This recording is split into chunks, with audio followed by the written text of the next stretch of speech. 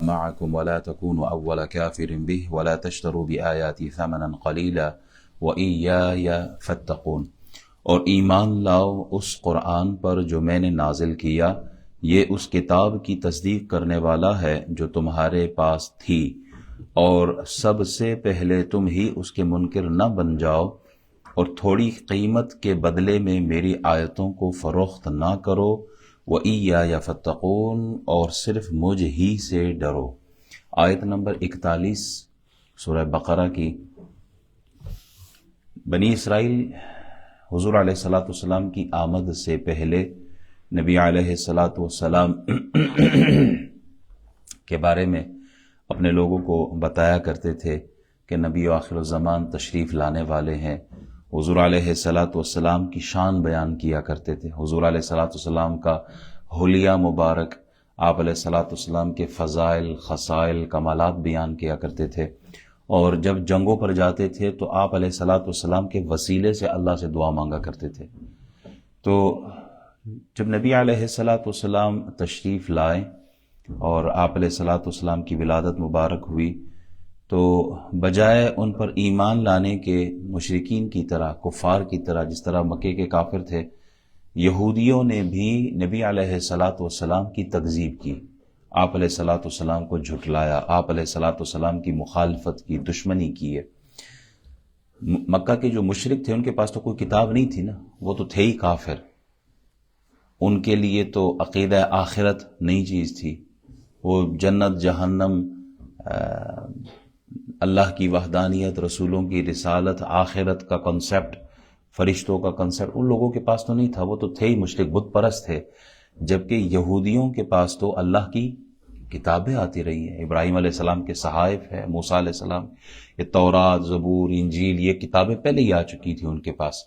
تو اللہ تعالی ارشاد فرماتا ہے وَآمِنُوا بِمَا أَنزَلْتُ مُصَدِّقًا لِمَا مَعَكُمْ، اور ایمان لاؤ اس قرآن پر جو میں نے نازل کیا ہے، یہ اس کتاب کی تصدیق کرنے والے ہیں جو تمہارے پاس تھی۔ یعنی اے یہودیوں، اے عیسائیوں، تمہیں قرآن کا انکار نہیں کرنا چاہیے، اس لیے کہ یہ قرآن تو تورات اور انجیل اور زبور کا تصدیق کرنے والا ہے۔ جو کچھ پچھلی کتابوں میں بیان ہوا اللہ کا پیغام ہے، قرآن تو تصدیق کرنے والا ہے۔ قرآن تو پچھلی کتابوں جو پیچھے کی وحی آتی رہی ہے، انبیاء کرام کا تسلسل تھا، اس کو سچا ثابت کرنے کے لیے آئے۔ تو پچھلی کتابوں میں بھی اللہ کا پیغام تھا، قرآن میں بھی اللہ ہی کا پیغام ہے۔ اب قرآن کے اندر آپ دیکھیں تو فضائل ہے رسول اللہ صلی اللہ علیہ وسلم کے، خصائل ہے رسول اللہ صلی اللہ علیہ وسلم کے، نبوت کا بیان ہے۔ اگر اقرار کرو تورات انجیل میں بھی یہی چیزیں موجود ہیں، فضائل تو رسول اللہ کے تورات میں بھی موجود ہیں، انجیل میں بھی موجود ہے، لہٰذا منکر نہ بنو، وَلَا تَكُونُوا أَوَّلَ كَافِرٍ بِهِ، اور سب سے پہلے تم ہی اس کے منکر نہ بن جاؤ۔ یعنی آج تمہارا انکار کرنا بعد میں آنے والی جو تمہاری نسلیں ہیں ان کے لیے انکار یہ بنیاد بن جائے گی۔ تم انکار کرو گے تو تمہاری اولادیں جو آئیں گی وہ بھی انکار کریں گی، تو اس کا بوجھ بھی تمہارے کھاتے میں آئے گا۔ امام رازی تفسیر کبیر میں فرماتے ہیں کہ یہ خطاب ان کے علماء سے ہے کہ تم علماء ہو، اپنے لوگوں میں پہلے مومن ہونے کے بجائے پہلے کافر تو نہ بنو۔ تمہیں تو خبر ہے نا ان چیزوں کی، تم تو تورات کا علم جانتے ہو، تم زبور کا علم جانتے ہو، تمہیں اللہ کی جو کتاب ہے اس کے بارے میں پتہ ہے، تو بجائے یہ کہ قرآن پر ایمان لائے تم اس کا انکار کر کے پہلے کافر نہ بنو۔ وَلَا تَشْتَرُوا بِآيَاتِي ثَمَنًا قَلِيلًا، اور تھوڑی قیمت کے بدلے میں میری آیتوں کو فروخت نہ کرو۔ روح البیان میں علامہ اسماعیل حقی رحمۃ اللہ علیہ اس آیت کی تفسیر، اس کی شان نزول کے بارے میں فرماتے ہیں کہ کعب بن اشرف جو تھا یہودیوں کا سردار تھا، اس نے علماء یہود کو بلایا، ان سے تنہائی میں پوچھا کہ واقعی محمد کا ذکر صلی اللہ علیہ وسلم ہماری کتابوں میں موجود ہے؟ کیا یہ محمد واقعی اللہ کے رسول ہیں؟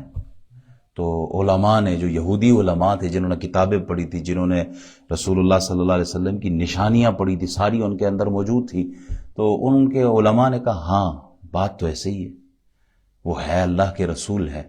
محمد سچے ہیں، وہ جو فرما رہے ہیں بالکل ٹھیک فرما رہے ہیں۔ تو کعب بن اشرف نے کہا کہ چلو میں سوچ رہا تھا تم لوگوں کو انعام دوں گا، لیکن انعام کے حقدار نہیں ہوئے تم لوگ، تم نے محمد صلی اللہ علیہ وبارک وسلم ان کے بارے میں جو تم نے بات کی ہے کوئی اچھی نہیں لگی ہے، میں تو سوچ رہا تھا تمہیں انعام دینا ہے۔ ان کے مولویوں نے کہا وہ ذرا تھوڑا سا ویٹ کرو، تھوڑی مہلت دو، ہم ذرا اور ریسرچ کر کے آپ کو بتاتے ہیں۔ ہاں کہا ٹھیک ہے ریسرچ کر لو جا کے۔ دن دو دن کے بعد تھوڑی سی ریسرچ کی، آ گئے واپس، انہوں نے کہا ہاں جو نشانیاں حضور کی تھی وہ اٹھا کے دجال کو دے دی، الیاذ باللہ۔ یعنی مال کی خاطر، دنیا کی خاطر انہوں نے جو حقیقت ہے اس پہ پردہ ڈال دیا۔ اللہ فرماتا ہے وَلَا تَشْتَرُوا بِآيَاتِي ثَمَنًا قَلِيلًا، اللہ کی آیتوں کو، دنیا کی ساری کائنات کی دولت بھی کھٹی کر لی جائے تو اللہ کی آیتوں کے مقابلے میں تو نہیں آ سکتی۔ کہا کہ اس نے وہ یہودی سردار کعب بن اشرف جب وہ خوش ہوا نا، اس نے کہا جی یہ لوگ کپڑا تمہیں دے دیا اور کوئی اجناس وغیرہ ان کو دے دیے۔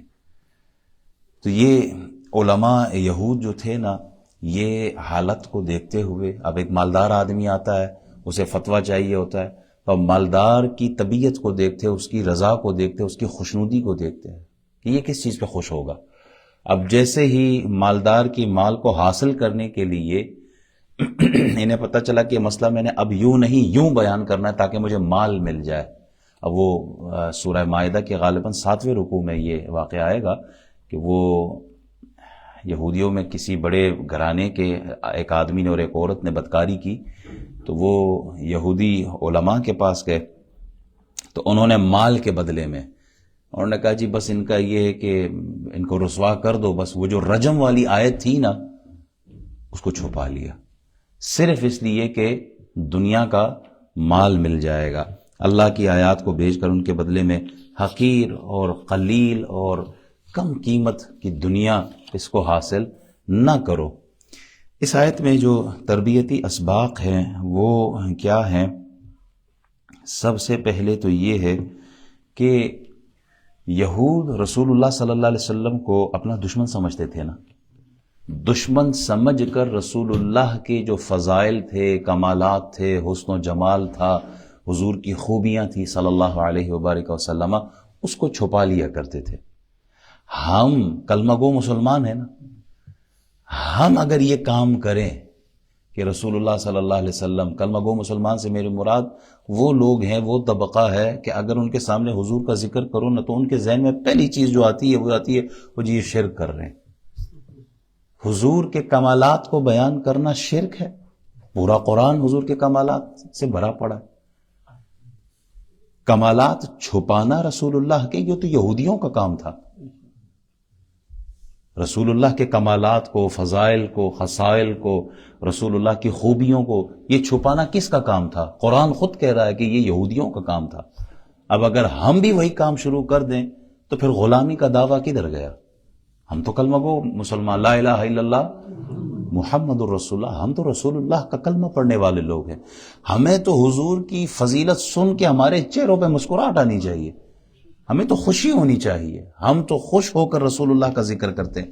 ایمان والے کمالات رسول اللہ کے چھپاتے نہیں ہیں بلکہ ڈنکے کی چوٹ پہ بیان کرتے ہیں، تاکہ حضور کے کمالات بیان کر کے غیر مسلموں کے دلوں کو بھی اسلام کا نور دیا جائے، حضور کے کمالات بیان کر کے لوگوں کے دلوں کو حضور کا عشق دیا جائے، حضور کی محبت پیدا کی جائے۔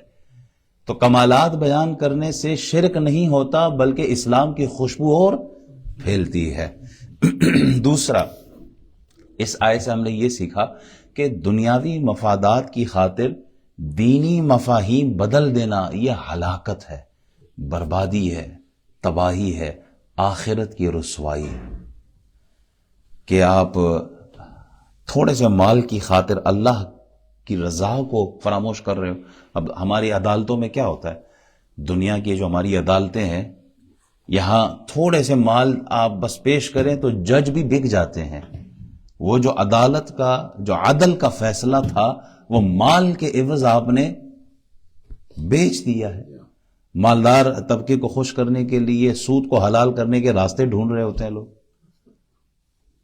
اسی طرح رشوت کو چائے پانی کا نام دے کر حرام کو حلال نہیں کیا جا رہا. زنا کے لیے یہ بھی ہم نے سنا کہ جناب جب باہمی رضامندی ہو، میوچول انڈرسٹینڈنگ ہو، تو پھر جناب وہ جائز ہو جاتی ہے.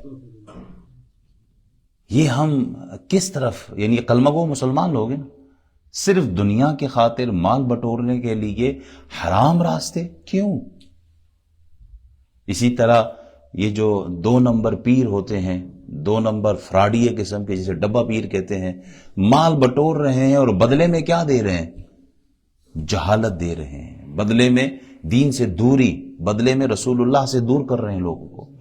کتنے ایسے مزارات ہیں جہاں پر جہالت کی وجہ سے لوگ سجدے کر رہے ہوتے ہیں، اور جو گدی نشین ہوتا ہے، پیر ہوتا ہے، ویسے ہی ان بدبختوں کی وجہ سے حقیقت میں یہ پیری مریدی بدنام ہو گئی. ورنہ تو یہ تو بہت خوبصورت راستہ ہے، صرف ان کے نذرانے بند نہ ہو جائے، مال آتا رہے، بدلے میں مل کیا رہا ہے؟ جہالت دے رہے ہو. وَلَا تَشْتَرُوا بِآيَاتِي ثَمَنًا قَلِيلًا، اللہ فرماتے ہیں میری آیتوں کو نہ بیچو. یہ بیچ ہی تو رہے ہوتے ہیں. اللہ اکبر. تیسرا یہ کہ حقائق کو مسخ کرنے والے لوگوں کی مجلس سے، ان کی صحبت سے دوری لازم ہے، جو حقیقت کو مسخ کر کے پیش کرتے ہیں. اب ایسے دنیا میں کئی لوگ موجود ہیں، میں نے کتابیں دیکھی ان کی، جس میں میں نے پچھلے جمعے میں بھی بات کی تھی کہ یزید کو رحمت اللہ علیہ کہہ رہے ہیں، یزید کے حق میں بول رہے ہیں، یزید کو بچانے کے چکر میں ہے، اور امام حسین علیہ السلام رضی اللہ تعالیٰ عنہ ان پر بغاوت کا فتویٰ دے رہے ہیں، مجرم ہونے کا فتویٰ دے رہے ہیں. اب یہ حقیقت کو مسخ کر رہے ہیں. وہ بغداد کی گاڑی میں سواری کو ایران کے بارڈر پہ جا کے اتارنا، رفض کو، جو رافضی قسم کے علماء، ان سے بچنا ضروری ہے. ان کی صحبت میں بیٹھ کر عقیدے خراب، علی دا پہلا نمبر، علی دا پہلا نمبر، یہ شیعوں کا نعرہ ہے. ہمارا عقیدہ کیا؟ ابو بکر کا پہلا نمبر ہے. ابو بکر الصدیق پہلے خلیفہ ہیں، فاروق اعظم دوسرے ہیں، عثمان غنی تیسرے ہیں، مولا علی چوتھے خلیفہ. چوتھی بات یہ ہے کہ ہر نیک کام اللہ کی رضا کی خاطر کرنا چاہیے. اس کے بعد آیت کے آخری حصے میں اللہ فرماتا ہے وَإِيَّايَ فَاتَّقُونَ، اور صرف مجھ ہی سے ڈرو، صرف مجھ ہی سے ڈرو. ہم ڈرتے ہیں حالات سے، ہم ڈرتے ہیں لوگوں سے، ہم ڈرتے ہیں رشتہ داروں سے. ہم کیا کہتے ہیں؟ لوگ کیا کہیں گے. ہمارا بڑا مشہور جملہ ہے نا، لوگ کیا کہیں گے. میں نے اگر یہ کام کر لیا تو لوگ کیا کہیں گے. شادی بیاہ میں اگر ہم نے رسم و رواج کو نہیں اپنایا تو لوگ کیا کہیں گے. یہ نہیں کہتے کہ اللہ کیا کہے گا. پھپھو ناراض ہو گئی، مامی ناراض ہو گئی، خالہ ناراض ہو گئی، چاچا تایا پھوپڑا ماما سارا ناراض، ان کے پیچھے تو پڑے رہتے ہیں، اور اللہ کی ناراضگی کا کوئی احساس نہیں. اللہ فرماتے ہیں وَإِيَّايَ فَاتَّقُونَ، صرف مجھ سے ڈرو. جو اللہ سے ڈرتا ہے اللہ اس کے لیے بند دروازوں کو بھی کھول دیتا ہے، اللہ اس کے لیے راستے ہموار کر دیتا ہے. آیت نمبر 42 میں اللہ ارشاد فرماتا ہے وَلَا تَلْبِسُوا الْحَقَّ بِالْبَاطِلِ وَتَكْتُمُوا الْحَقَّ وَأَنْتُمْ تَعْلَمُونَ، اور حق کو باطل کے ساتھ نہ ملاؤ اور جان بوجھ کر حق کو نہ چھپاؤ. یہاں 2 چیزیں ہیں، حق اور باطل کو آپس میں نہ ملاؤ، اور دوسری بات حق کو نہ چھپاؤ. یہودی علماء اپنے ہاتھ سے تحریریں لکھ کر صحائف میں، کتابوں میں وہ داخل کر لیا کرتے تھے، تورات میں ڈال دیتے تھے، اور اللہ تعالیٰ انہیں فرما رہا ہے کہ حق و باطل کے ساتھ نہ ملاؤ. تم اپنی طرف سے اپنے پیٹ سے یہ کلام نہ کرو، اپنے ہاتھوں کی تحریر کتاب کے اندر ڈال کے اللہ کا کلام کے یہ ظلم نہ کرو. اسی لیے اگر آپ دیکھیں نا آج ان کی کتابوں میں انبیاء علیہ السلام کے بارے میں ایسی ایسی حیاسوز باتیں موجود ہیں کہ بندہ زبان پہ نہیں لا سکتا. وہ اللہ کی طرف سے تو نہیں ہے، وہ انہی بدبختوں کی وجہ سے ہے، انہوں نے لکھی ہے اور حق کو باطل کے ساتھ ملا دیا ہے. وَتَكْتُمُ الْحَقَّ، اور جان بوجھ کر حق کو نہ چھپاؤ. تکتم الحق کا مفہوم حضرت ابن عباس رضی اللہ تعالیٰ نے ارشاد فرمایا کہ اے یہود، تم جانتے ہو محمد صلی اللہ علیہ وسلم اللہ کے سچے رسول ہے، پھر تم اسے کیوں چھپاتے ہو. یعنی رسول اللہ صلی اللہ علیہ وسلم کی رسالت کو، نبوت کو وہ چھپایا کرتے تھے. حق کی بات جہاں ہو وہ اللہ کی رضا کے لیے ڈنکے کی چوٹ پہ بولنا چاہیے. ایک روایت میرے سامنے تفسیر روح البیان کی آپ کے سامنے اس کو پیش کرتا ہوں، اس کے بعد انشاءاللہ آیت ختم۔ سلیمان بن عبد الملک مکہ مکرمہ جا رہا تھا، یہ سلطان ہے وقت کا۔ راستے میں مدینہ شریف چند روز قیام پذیر ہوا تو لوگوں سے پوچھا کوئی آدمی ایسا ہے، کوئی ایسا آدمی زندہ ہے جس کو رسول اللہ صلی اللہ علیہ وسلم کی صحبت کا شرف حاصل ہوا ہو، یعنی کوئی صحابی ہے اس وقت؟ تو لوگوں نے کہا ہے حضرت ابو حازم رضی اللہ تعالیٰ عنہ ہے۔ ان کی خدمت میں کسی کو بھیج کر اپنے ہاں بلایا، حضرت ابو حازم تشریف لائے تو خلیفہ سلیمان بن عبد الملک نے ان سے کہا کہ اہل مدینہ کے بڑے بڑے لوگ میرے پاس ملنے کے لیے آئے ہیں، آپ کیوں نہیں تشریف لائے؟ تو آپ نے فرمایا اس سے قبل نہ آپ مجھ سے متعارف ہیں اور نہ ہی میں آپ کو جانتا ہوں۔ سلیمان نے ساتھ بیٹھے ہوئے محمد بن شہاب زہری کی طرف دیکھا تو انہوں نے کہا واقعی شیخ صحیح فرماتے ہیں، سچ فرماتے ہیں۔ اب سلیمان سوال کر رہا ہے، جو سلطان ہے وہ سوال کر رہا ہے، کیا کہتا ہے؟ اے ابو حازم، کیا وجہ ہے کہ ہم موت کو مکروہ سمجھتے ہیں، موت کو برا سمجھتے ہیں، موت کو اچھا نہیں سمجھتے؟ یہ موت، اس سے ہم بھاگتے ہیں۔ تو ابو حازم صحابی رسول کیا فرماتے ہیں اس لیے کہ تم نے آخرت کو خراب کر ڈالا اور دنیا کی تعمیر میں لگے رہے، اور اب تمہیں یہ بات شاق گزرتی ہے کہ آبادی کو چھوڑ کر ویرانے کی طرف بندہ چلا جائے۔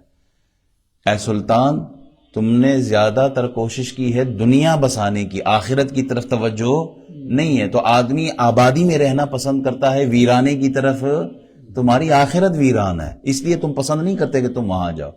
جو نیک لوگ ہوتے ہیں نا، جو اللہ کی رضا چاہتے ہیں، دن رات عبادت میں ہوتے ہیں، وہ تو کہتے ہیں یہ مانگتے نہیں ہے کیونکہ منع ہے، موت نہیں مانگنی چاہیے، لیکن وہ چاہتے ہیں کہ جلد از جلد حضور کی بارگاہ میں پہنچ جائیں۔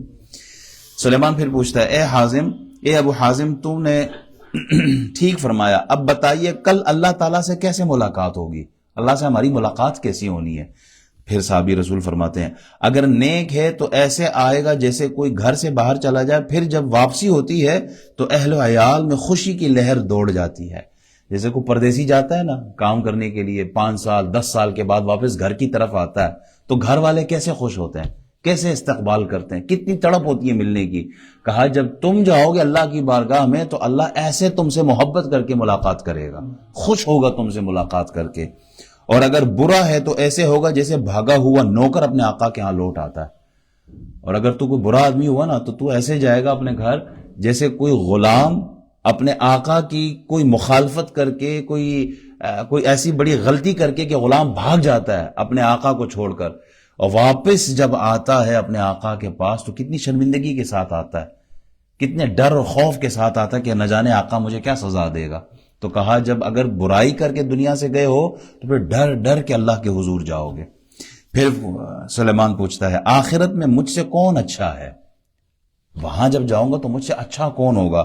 تو فرمایا ابو حازم نے ان الابرار لفی نعیم وان الفجار لفی سجین۔ یہ 2 آیتیں ہیں قرآن کریم کی ہیں، یعنی اگر جو آدمی نیکی کے ساتھ دنیا سے گیا ہے نا اور وہ جنتی ہے تو وہ تم سے اچھا ہے۔ پھر پوچھتے اے ابو حازم اللہ کی رحمت کہاں ہے؟ فرمایا ان رحمت اللہ قریب من المحسنین، اللہ کی رحمت تو محسنین کے قریب ہے۔ پھر سوال کیا اے ابو حازم اللہ تعالیٰ کے ہاں کون سا بندہ مکرم ترین ہے، کون سا آدمی اللہ کے حضور سب سے زیادہ عزت والا ہے؟ فرمایا دنیا سے جو ایمان کے ساتھ جائے اور عقل والے کام کر کے جائے، عقل کامل ہو۔ پھر پوچھتا ہے سلیمان کون سا عمل افضل ہے؟ فرمایا فرائض کی ادائیگی اور حرام سے اجتناب۔ اللہ کے ہاں کون سا عمل محبوب ہے؟ فرض ادا کرتے رہو اور حرام سے بچتے رہو، اللہ کے ہاں بڑا محبوب ہے۔ کون سی دعا زیادہ مستجاب ہے؟ فرمایا محسن علیہ کی دعا محسن کے لیے۔ کون سا صدقہ افضل ہے؟ تنگ دست فقیر اور بڑی سختی تنگی والے کو صدقہ دے کر احسان نہ جتانا اور نہ ہی اسے ایذا دینا، یہ صدقہ بڑا افضل ہے۔ کون سا قول اچھا ہے؟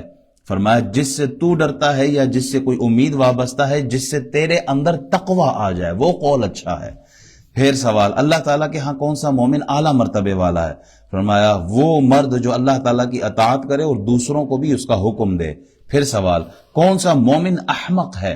فرمایا وہ شخص جو خواہشات نفسانیہ پر ٹوٹ پڑے حالانکہ وہ ظالم ہے، یہ ایسا احمق ہے کہ غیر کی خاطر اپنی آخرت کو دنیا کے عوض بیچ رہا ہے۔ اب تفصیل اس کی بہت زیادہ ہے، میں صرف وہ سوالات آپ کے سامنے رکھنا چاہ رہا ہوں۔ پھر سلیمان بہت خوب، لیکن یہ فرمائیے ہم کیسے ہیں، ہم لوگ کیسے ہیں؟ فرمایا مجھے اس کے متعلق معاف ہی کر دیں۔ انہوں نے کہا نہیں، بتانا تو ہوگا، آپ بتائیں، بتانا پڑے گا آپ کو، یہ ایک نصیحت ہوگی جو مجھے آپ کی طرف سے حاصل ہوگی۔ اب سلیمان کو، وقت کے بادشاہ کو سمجھو، آپ جواب دے رہے ہو کہ آپ کیسے ہو؟ فرماتے ہیں اے امیر المومنین، تمہارے آبا نے، تمہارے باپ دادا نے لوگوں پر تلوار کے ساتھ جبر و تشدد کیا، لوگوں کے مشورے کے بغیر ظلمن یہ ملک چھینا، یہاں تک کہ بہت بڑی خون ریزیاں ہوئی اور آخر کار لوگ اپنا ملک چھوڑ کر چلے گئے۔ کاش تجھے وہ کلمات معلوم ہوتے جو لوگوں نے تیرے آبا کے متعلق لکھے ہیں، کاش تجھے پتہ چلے تیرے باپ دادا کے بارے میں، تمہارے بارے میں لوگوں کی کیا رائے ہے، تم لوگوں نے کتنا ظلم کیا ہے۔ یہ آج کے دور کے فقیر یا آج کے دور کے لوگوں کی بات نہیں ہے۔ آج کے لوگ کے وہ تو کوئی آدمی آئے نا مجلس میں تو دنیا بھر کے قلابے ملا کے حضرت کو نواز رہے ہوتے ہیں، یہ ان کی بات نہیں ہو رہی، یہ صحابی ہیں۔ اور سلطان کا ایک ہم نشین تھا، اس نے کہا اے ابو حازم تو نے غلط بیانی کی ہے۔ اب سلطان کے ساتھ بھی تو آگے پیچھے ہوتے ہیں نا، انہوں نے کہا تو نے غلط بیانی کی۔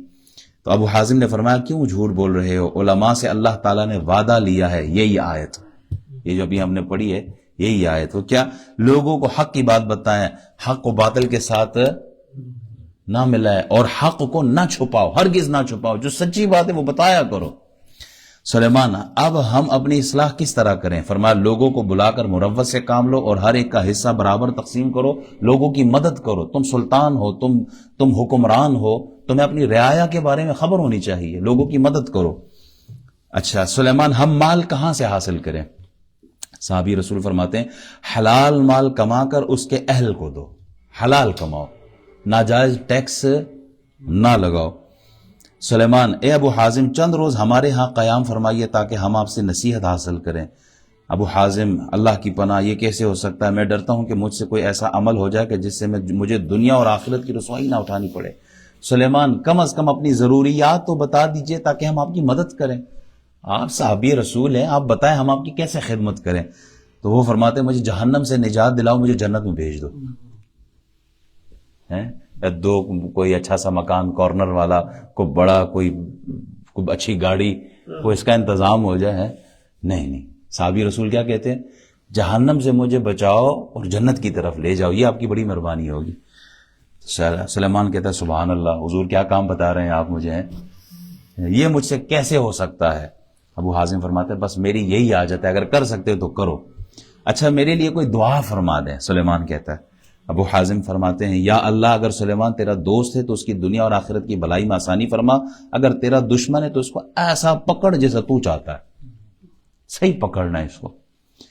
سلیمان کچھ نصیحت بھی فرما دیجئے۔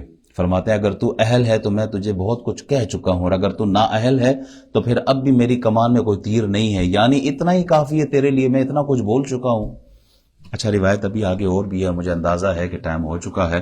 اللہ تعالی جو بیان کیا عمل کی توفیق عطا فرمائے، اللہ حق بولنے کی توفیق دے، اللہ حضور علیہ الصلوۃ والسلام کی بات، حضور کے کمالات، حضور کی محبت دوسروں تک پہنچانے کی ہمیں توفیق عطا فرمائے۔ اللہ